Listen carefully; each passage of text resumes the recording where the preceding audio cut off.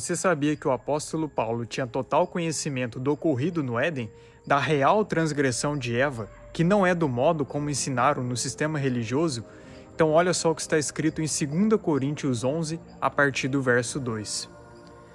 Porque zelo por vós, com zelo de Deus, visto que vos tenho preparado para vos apresentar como virgem pura a um só esposo, que é Cristo.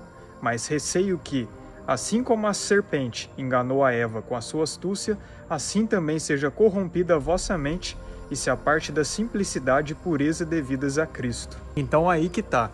Por que Paulo fez a comparação entre pureza, virgindade, casamento e logo depois ele cita a transgressão de Eva, dizendo que ela foi seduzida pela serpente? E o interessante nesse contexto é que Paulo faz uma comparação entre o casamento micro, aqui nessa terra, entre um homem e uma mulher, como também o casamento macro, entre Cristo e a sua noiva, que é a igreja. Em outras passagens da Bíblia, como principalmente Efésios 5, é citado também essa comparação de que o marido deve amar a sua esposa como Cristo amou a igreja, pois assim como o marido deixa seus pais para se casar com a sua esposa, Cristo também deixou seus pais para em breve se casar com a igreja, a sua noiva. E esse casamento que todos aqueles que confiarem no Messias até o fim vão realizar com ele é no sentido dessa aliança eterna que todos nós teremos com ele, ao confiarmos nele e perseverarmos até o fim.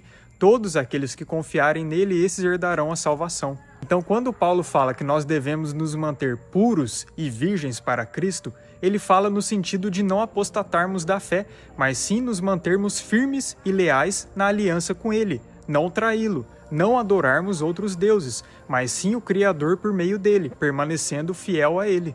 E logo depois ele cita a transgressão de Eva, de que Eva foi seduzida pela serpente. E aí que tá, por que Paulo fez essa conexão? E aí que entra o mistério lindo e profundo, de que Paulo tinha total conhecimento do que ocorreu no Éden. Paulo fez essa conexão, pois Eva não se manteve virgem e pura para o seu marido, que é Adão, e o traiu.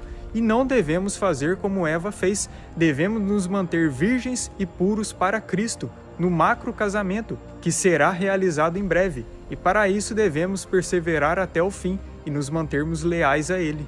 Então olha só que incrível, ele tinha total conhecimento da transgressão de Eva, de que ela não se manteve virgem e pura com seu marido, que é Adão, pois ela teve relações com a serpente, que é Satanás, e traiu seu marido, Adão. E após essa transgressão, foi gerado dentro dela duas sementes, Caim e Abel, e uma sendo inimiga da outra. Então esquece essa ideia de uma cobrinha falante que ofereceu maçã para Eva. Isso é história fictícia. O próprio Paulo esclarece a transgressão que Eva realmente cometeu nesse contexto. Olha só que incrível isso. O tempo todo estava contido nas Escrituras, mas antes nós não tínhamos olhos espirituais para enxergar. Mas glórias ao nosso Criador que está trazendo à luz aquilo que durante muito tempo foi oculto. E mais uma passagem que demonstra que Paulo tinha conhecimento do que ocorreu no Éden e também total conhecimento do que ocorreu em Gênesis 6, da união entre os 200 sentinelas e as mulheres. Olha só 1 Coríntios 11, no verso 10. Portanto, deve a mulher, por causa dos anjos, trazer véu na cabeça, como um sinal de autoridade.